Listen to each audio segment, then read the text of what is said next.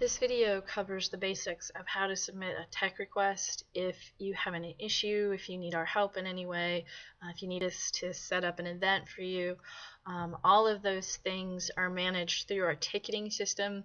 We really prefer that you not email us directly or call us directly unless it's an emergency, and that's because it's this particular system will contact us all when there's a problem. And so where one person might be busy if you're trying to get to them directly, in this case, if it's an emergency, if we need to react quickly, it's much more likely that somebody will be able to help. So the basic directions, we have a web-based form that you'll fill out. The first step is to log in, and you're going to log in with your Active Directory credentials. And what this does is it keeps a history of your tickets, and so you can interact with a ticket even after it's been created. The URL for this is, as you can see up at the top, and this is accessible both when you're on the network and when you're at home, or from any other network for that matter. So you would just enter in your username, like dbrink at randolphschool.net, and then whatever the password is that you use to log into your computer is what you'll use to log in here. Once you're logged in, you're going to see this form. In the form, we have a couple of fields that are required. We're going to ask that you summarize the issue, something like faculty printer out of toner, and a brief description. The printer in the faculty lounge is out of cyan toner. If you could be as descriptive as possible, that kind of helps us in terms of resource management. If we have one person who we think might be a particularly appropriate person to help with that issue, that just helps us to assign them. If you don't know the specifics, or you can really only give us a general description, that's fine.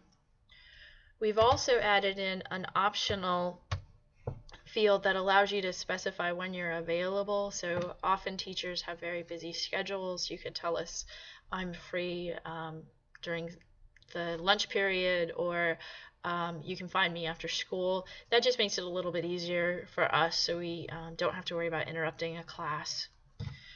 Your user role is required, so you would either be faculty, staff, or student. And then we ask for the location. Are you on the Drake campus or the Garth campus? And then just a general category. Again, if you don't find something that really fits what you're doing, you can just find the closest option, and we'll adjust it if we need to.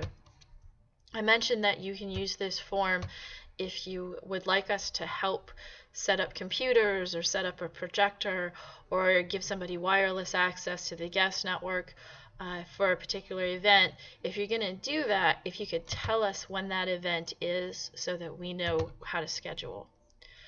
Once you submit this, then you will see it will generate a new ticket for us, and we'll be able to manage that ticket.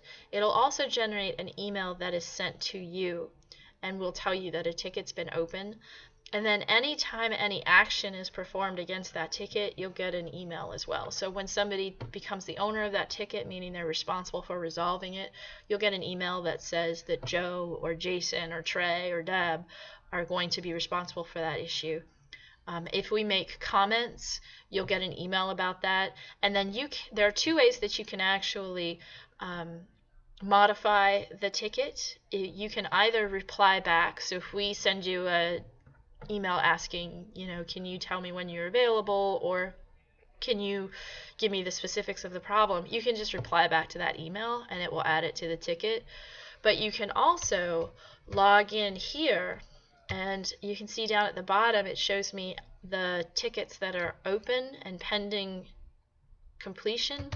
I can go into that ticket and I can look at any comments that have been made, and then I can add my own comment. I could also upload a file if say you have a screenshot of the issue, you can upload that file here.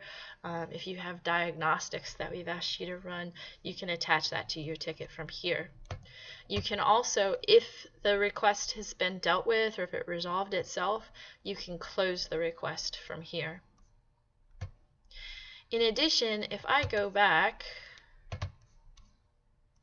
to this home view, you can see that it lists all of the information about the people who are part of the technology team. And then also I can go in and look at any closed IT requests.